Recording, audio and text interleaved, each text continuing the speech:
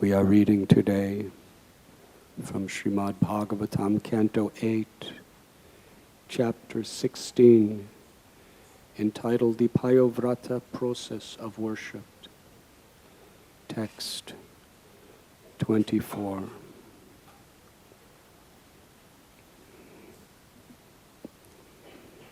The scene of this event takes place in the higher planets, where there is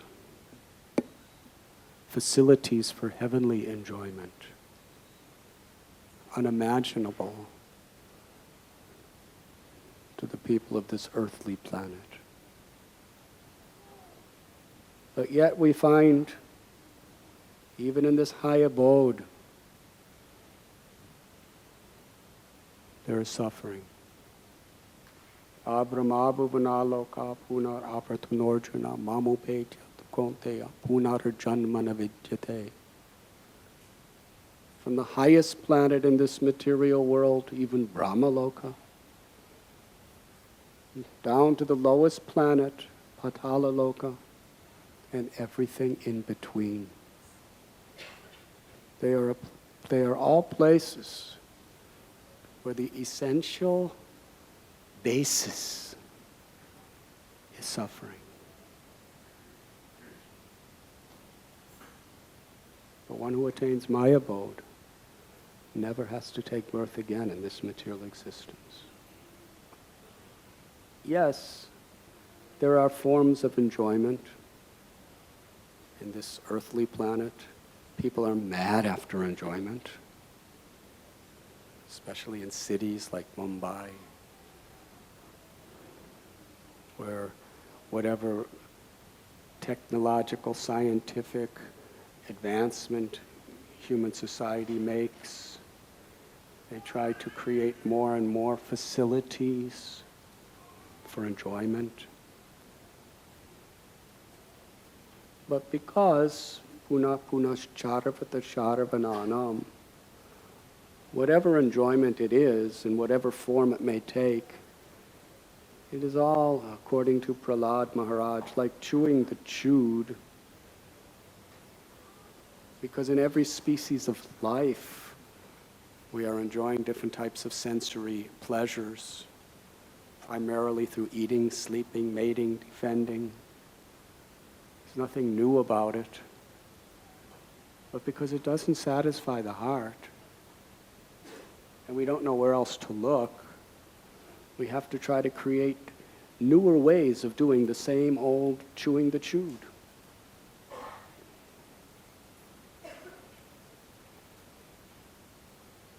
Acharyas explained this chewing the chewed process like somebody chews on the sugar cane and throws the pulp out.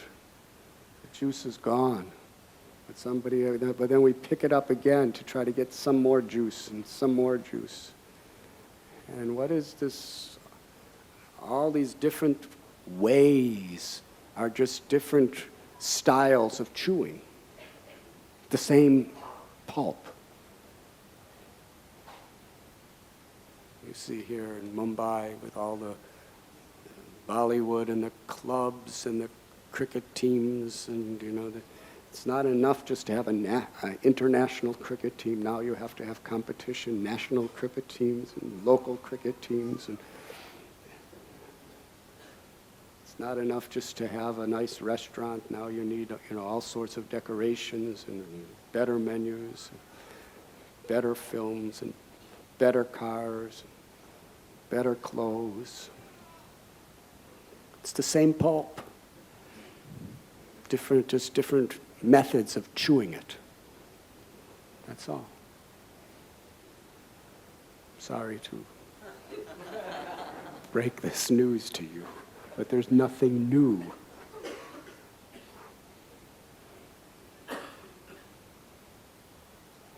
Different methods of chewing it.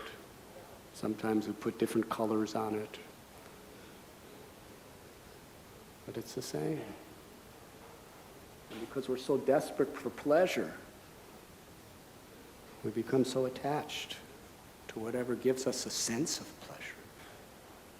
So yes, there is. Vivo Namamritaji. Very nice to see you. So there is pleasure in this world. But the problem is, it is all built upon the foundation of suffering.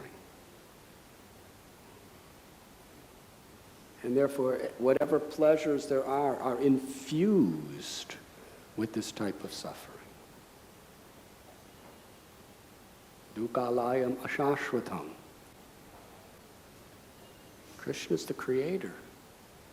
He knows how everything works. He knows why everything works.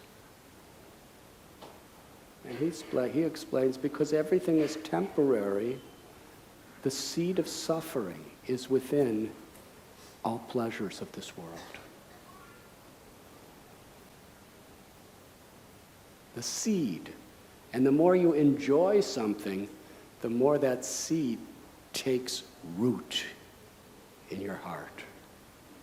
And the deeper the roots go, it's the seed of suffering. It's the root of suffering. The deeper the roots, the more you suffer.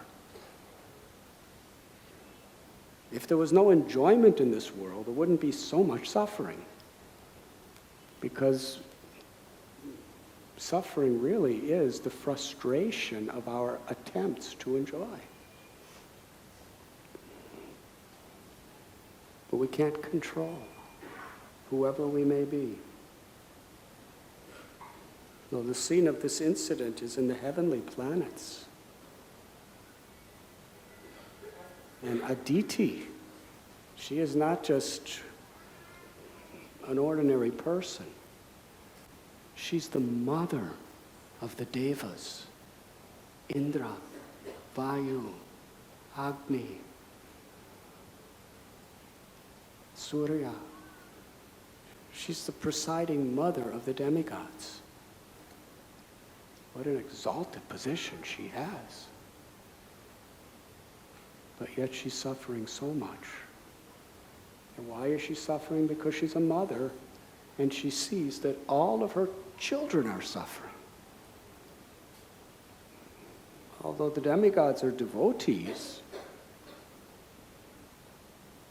still, most of them are karma mishra bhaktis.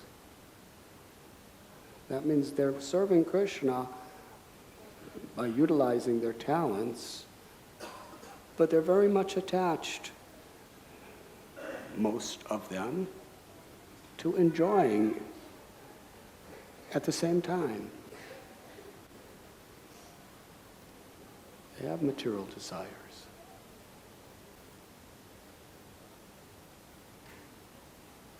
But the nature of this world, whoever we are, wherever we are, sufferings come in one form or another. And here we find that the Devas lost everything. They lost their prestige. They lost their service to Krishna, at least their external form of service. They lost all their wealth, all their property. They were living like fugitives, disguising themselves, hiding from their enemies, the asuras, who overpowered them. And seeing this situation, Aditi is so filled with anxiety, and nothing could compensate. So Kashyapa sees her in this condition, asks her what's wrong. And he presents the various reasons why people usually become full of anxiety. Did you not receive a guest properly? Did you not practice the principles of morality? Artha, Kama, Dhamma, Moksha? So many questions. And Aditi says, actually, I've done everything right. I've made no mistakes like this. The reason I'm in so much anxiety is because our sons are suffering. They have lost everything. And you are such a great Prajapati, such a powerful personality. And she's begging with such a sincere heart. She asks,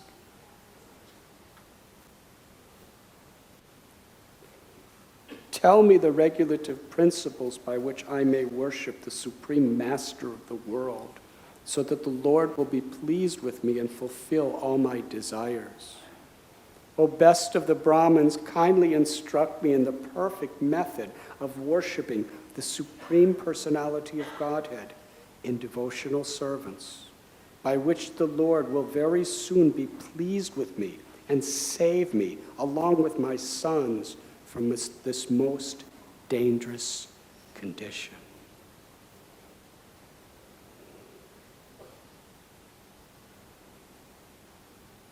She is approaching her husband as her guru.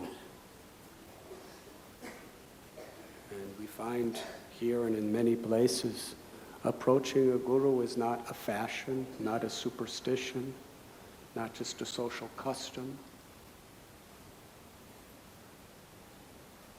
We are really receptive to receiving the mercy of the guru when we approach in this sense of sincere desperation. The desperation by which we are not only hungry, we are starving for the shelter of the Lord. It's not a matter of just gaining some academic knowledge that we can show to others. It's not just a matter of feeling some security that now I'm connected.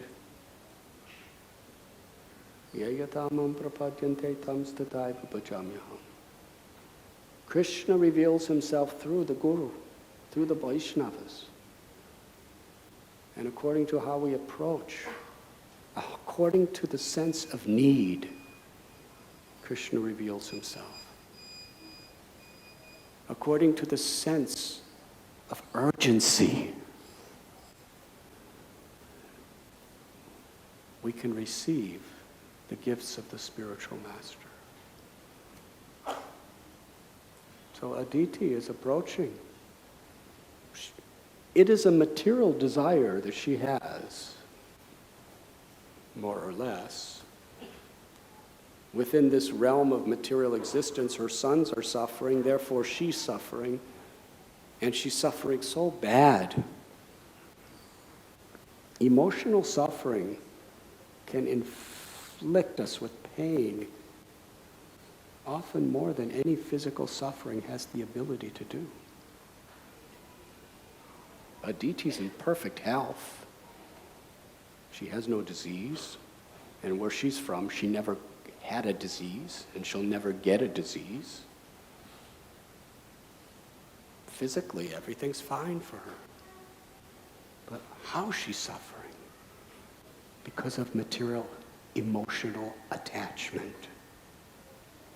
Because she's identifying with her body and identifying her children as her own.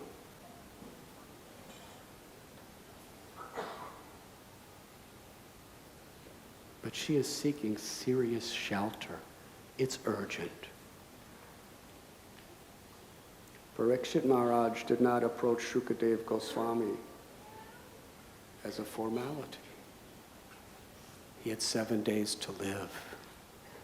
He wanted to attain the perfection of life. He wasn't concerned that he was going to die in 7 days. He was concerned that in that 7 days he would know Krishna. He was desperate. He wasn't falling asleep during Shukadev Goswami's Srimad Bhagavatam class. His mind was not wandering to what he's going to do next week. He had nothing to, there wasn't going to be a next week in this life.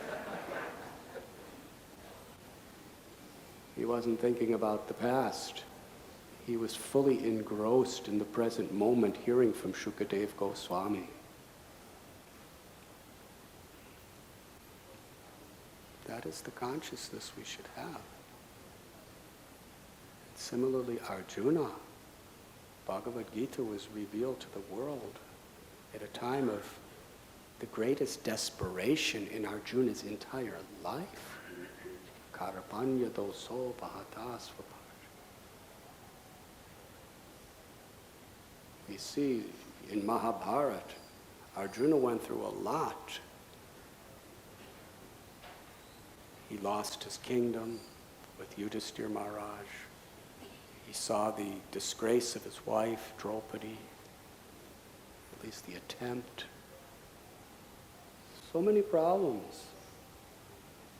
But never did it say that he was weeping, and he was pale white, and he dropped his Gandiva bow, and his mouth was dry, and he was fully bewildered. He was really in anxiety. An anxiety he never had in his entire life. And he went through a lot. And it was an emotional anxiety. Just the nature of this world is it puts us in perplexing situations. No matter what we do. No matter how good we are or bad we are. It's not that being pious means you'll be happy. It means being pious, you'll find some happiness in a world that's full of complexities. It was in that state that he begged Krishna. He didn't just inquire. He was begging Krishna, please save me. I need your shelter. I've been your friend all these years. We've had so many friendly talks. No more friendly talks. You're my guru. I'm your disciple. Save me. I can't tolerate this. He was burning in the fire of anguish internally. And that was his state of mind when he was listening to Bhagavad Gita.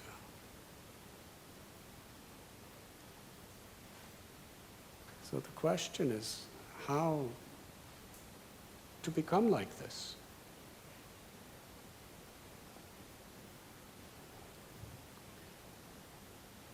The association of devotees, sadhu sangam, who are striving for this state of consciousness is all important. But also the reversals that come in life. Krishna only allows them to touch his devotees because that's what devotees need, although it's inconceivable. It may be our karma, that some reversals, some suffering may come. But as a devotee who's trying to take shelter of the Lord, we're taking shelter of Krishna's internal potency. Krishna can intervene and take away that karma. Why does he let it happen? Or why does he give something extra by his own mercy? Because all the material stuff in this world is coming and going. Krishna just doesn't take it all so seriously. From the perspective of Krishna, all these physical things that are happening in this physical world are just a flash in the reality of eternity. And he sees each and every one of us as eternal souls, Satchit Ananda, full of knowledge and bliss, absolutely beyond this body and all the things connected to this body. I don't say people, I say things, because the bodies of all the people we love are things. The body is not the person.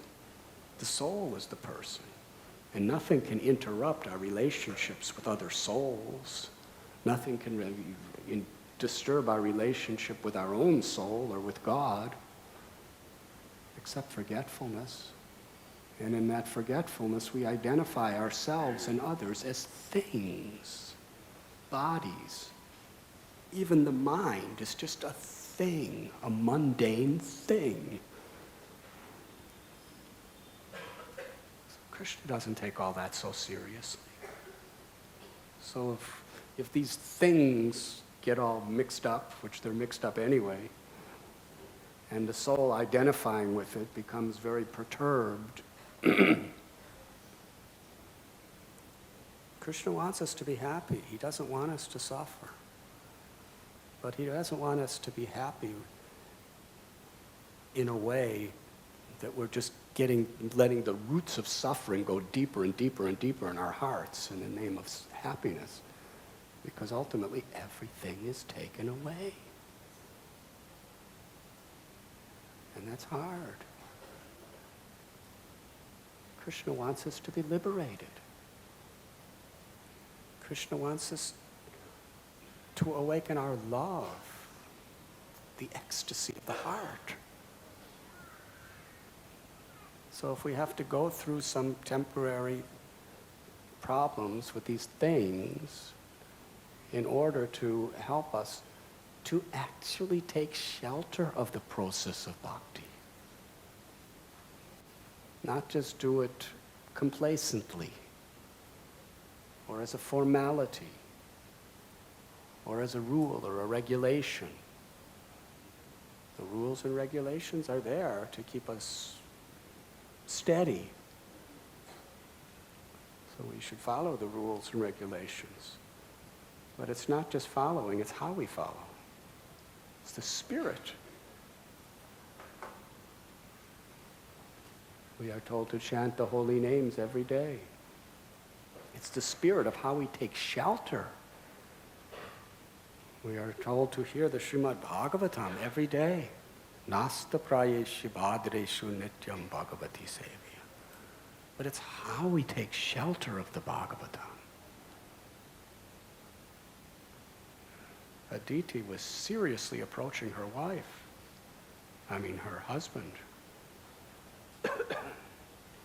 So many small talks they have about this and that. Of course, there wasn't too much small talk because Kashyapa Muni was usually out meditating. And on rare occasions, Aditi would see him when his eyes were open. Otherwise, she'd just see him with his eyes closed in some state of trance.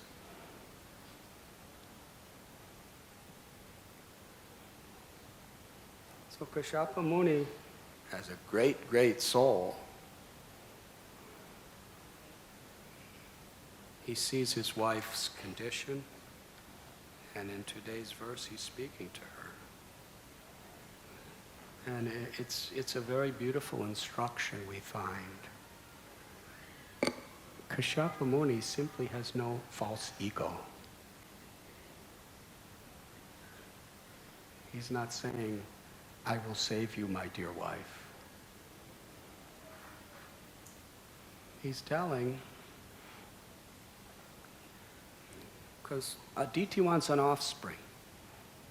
She wants someone who's going to reclaim the property of her children. And Kashyapa is saying, when I desired offspring, I placed my inquiries before Lord Brahma. And I'm not going to give you something original or new. I'm not going to give you something that I have created by my artistically brilliant genius. I'm not going to tell you something that the world has never seen or heard due to my sublime realizations. I'm going to repeat to you what I heard from Brahma. And there's no ego in this. This is parampara. And our Gurudev, Srila Prabhupada, he stressed this so much because he understood the human nature, that we love to take credit. We love to be the one.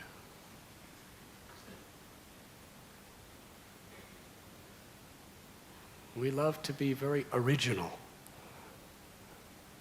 That this analogy, I created this. This is my contribution to the universal creation.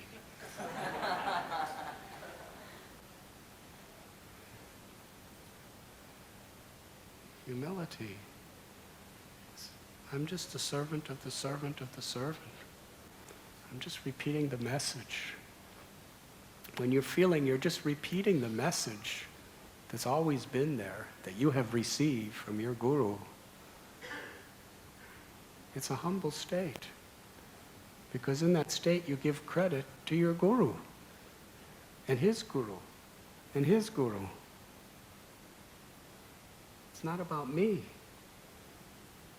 It's about serving. Now, if Kashyapa Muni wanted to be given credit for great things, what is his power above the people of this world today? An incredible personality. He's the father of the demigods. He's the father of most of the demigods through Aditi, and most of the asuras through Diti. Interestingly, before this point, he has so many children, huge family, a lot of grandchildren. And some of his children, like Indra, they're very, very great, powerful, famous personalities in the side of the devas, the devotees. But his best child, or one of his best childs, was Prahlad, who happened to be born in the demon side. Yes? From Diti came Hiranyakashipu and Hiranyaksha, and the grandson of Kashyapa is Prahlad.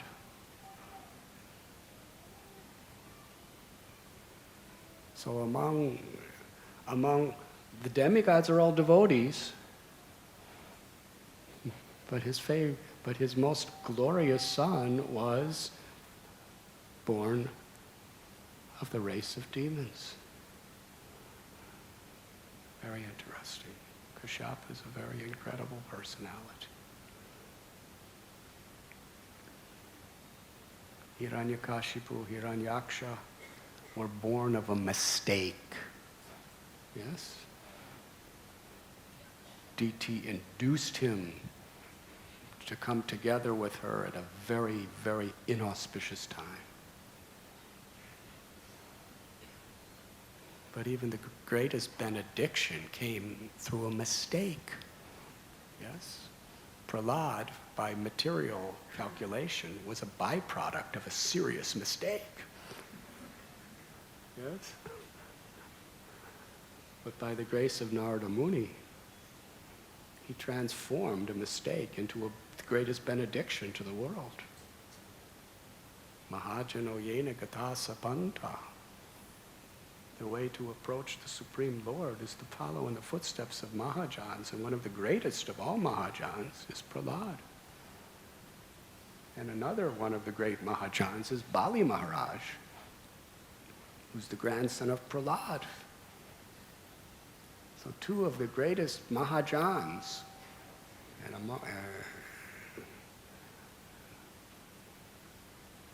two of the greatest examples of the 9 processes of devotional service. Prahlad exemplified smaranam, remembering Krishna constantly.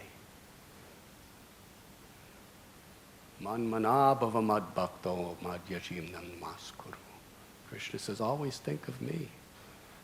Prahlad was remembering Krishna 24 hours a day in every situation, whether he was being thrown in fire, whether he was being held under a mountain, under the ocean, whether he was being in a pit of snakes that were all venomous. Prahlad had no fear. Now some of us were walking and all of a sudden a snake just pops out from the side of the road and just slithers right in front of us. And you see it has a diamond-shaped head, which indicates it's venomous. Yes, and its tongue is slithering. And he turns and looks right in your eyes. And you're about 6 inches away. Will you be afraid? You don't have to admit it to all of us, but just think in your own mind. Yes, you've been a devotee for so many years, perhaps. But will you be afraid? That snake's looking at your eyes and slithering his tongue, and there's no place for you to go, and you're all alone.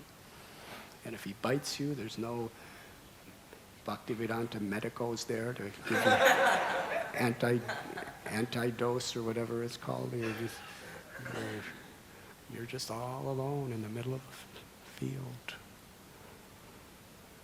Well, Prahlad was thrown in a pit of hundreds and hundreds of snakes, where he landed right on top of them. And all their tongues were going tch-tch-tch. But he had no fear. He wasn't the slightest bit fearful. He loved them. He loved the snakes.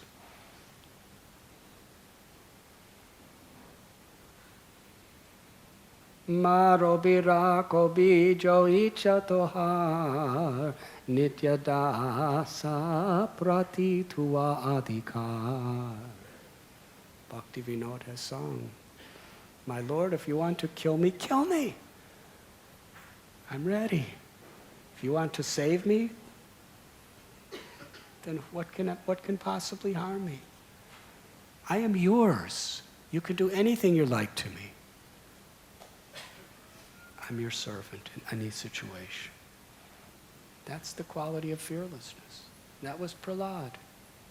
He realized he was the eternal soul. Snakes can't bite the soul. The soul never dies. And Prahlad was just, if I'm remembering you, my Lord, I'm with you. Nothing else matters.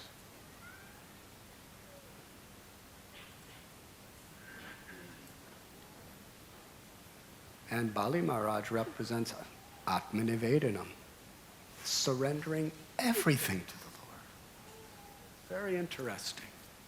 2 of the examples of the 9 processes of devotional service are the byproducts of the mistake of Kashyapa Muni and Diti from the clan of demons, which means Janmaishwarya Shruti Shibir Edamana Madapuman. Queen Kunti said one should not be proud of one's knowledge or wealth or beauty or one's prestigious family.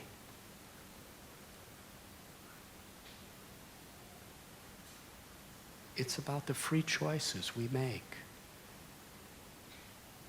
If anyone surrenders to the Lord, sarva dharman parityajya, then Krishna gives us shelter, whoever we may be. Gajendra was an elephant. Hanuman was a monkey. Shabari was a nishada, what was considered an outcast woman. In Vrindavan there was the Pulinda. One Pulinda woman was selling fruit. She cried out, does anyone want to buy fruit? And Krishna came running to get some fruits. And he saw his parents, his mother. In those days there was no paper currency. There was the bartering process, where you got real things and you gave real things. It was an exchange. It was an exchange of real things. Yes. paper is not, if you're hungry and you have 100 crores of rupees, you can't eat your rupees. Real things. So Krishna ran to the fruit vendor with some grains in his hand, but he was so enthusiastic, and he's the Supreme Personality of Godhead. How charming, how sweet, that he could not keep the grains in his hands. He could keep the sun in orbit for 311 trillion years during Brahma's life. He could keep the sun in orbit, he could keep the earth in orbit, he could keep the oceans, and he's keeping everything in the whole creation, not only in this creation, but in unlimited creation, universes. But that same absolute truth, as Nandana, the son of Nanda, he's such a charming little boy that all the grains are falling as he's running. And by the time he gets to the fruit vendor, there's hardly anything in his hand, and he doesn't know, he just shows. And he's smiling. And this Pulinda woman, she's so charmed to see Krishna's beautiful smile, his wonderful form. It's just a little child. She's not thinking this is Param Brahman, the Supreme Lord. She's just thinking he's such a beautiful, innocent little boy, and he wants fruits. So he gave her nothing, and she filled his arms with the best of her fruits, all that he could hold and more. And he was so happy. Can you imagine? As she was piling the fruits in his arms, he was smiling, thinking, so nice. And then Krishna ran home. And the fruit vendor lady, she was thinking, so what if I didn't get anything in return? I made him happy. She was just remembering that beautiful form and that smile of his pleasure upon her. And that was a greater wealth than anything she could have possibly had. And then she turned around and she saw that her basket was full of jewels. And according to Jiva Goswami, it's not that she just became ecstasy because now she was rich with jewels. She looked at the jewels, and what put her in ecstasy was the jewel that Krishna placed in her heart, the jewel of love for him. She didn't care about the other stuff. She had attained something so, the ultimate perfection of life.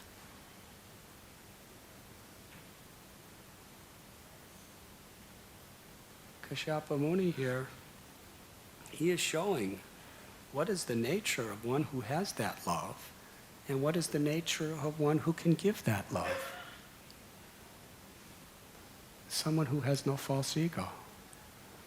Kashyapa Muni, he is saying here that I am simply going to repeat for you the instruction that I heard from Lord Brahma, my Gurudev. Now, we were saying Srila Prabhupada understood the nature of the human mind, that this pratishta, this desire for prestige, even in spiritual life, we have this tendency to be very unique. We have this tendency to take credit. It's about me. Now, here is Srila Prabhupada. What did he do?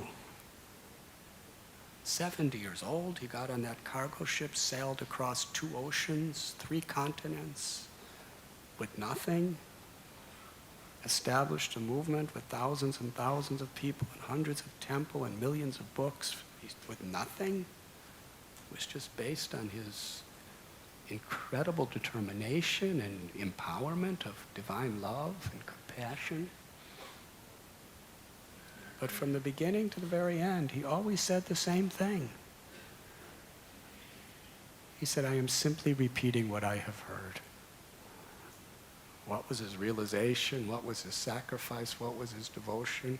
We can give great credit to him, but he never accepted anything for himself. Just repeating what I have heard. He called himself a postal peon. A peon is a very, very menial servant who's just delivering the message.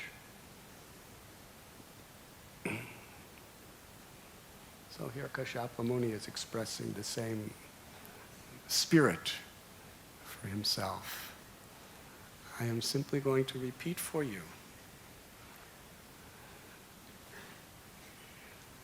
Kashyapa Muni, in the previous verses, when he heard Aditi's Harivo,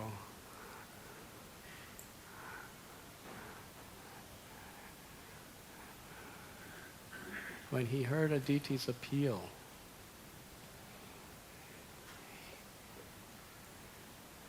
his first words were, alas, just see the power of Krishna's illusory energy.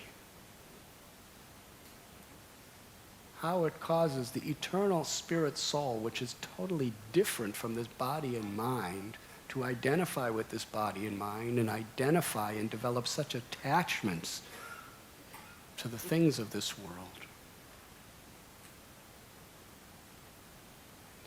And this was his first words. Dehino mismin yata dehe. Same first words as Krishna. Kashyapa Muni is expressing upon hearing Aditi's complexity. We're not this body. We are part of Krishna. Our real heritage is something very great. You see, the soul is neither born of the Daityas or the Devas. The soul is part of Krishna. Najayate mriyate va kadachit. It has no birth, it has no death. It's transcendent to everything of this world.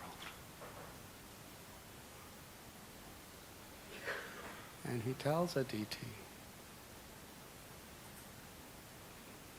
that no one can save us except the Supreme Personality of Godhead. Just worship Krishna. Only through devotion, Kashyapa Muni explains, just like the Gita. Bhaktyatvana nyaya shakyam aham evam vidorjana. Krishna said, it is only by undivided devotion can I be understood as I am.